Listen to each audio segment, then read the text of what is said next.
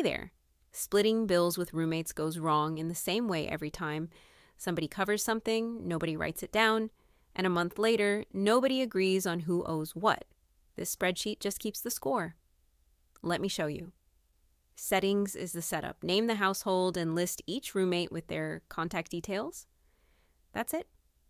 The expense log is where everything goes.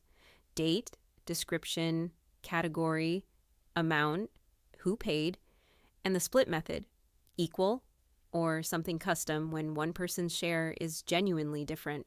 The dashboard is the answer, total household spend, number of expenses, and then per roommate total paid, their fair share, and the net balance. Positive means they're owed, negative means they owe. Settle Up turns those balances into actual instructions, who pays who and exactly how much. It works out the smallest number of payments to square everyone up, so you're not doing 6 transfers when 2 would do.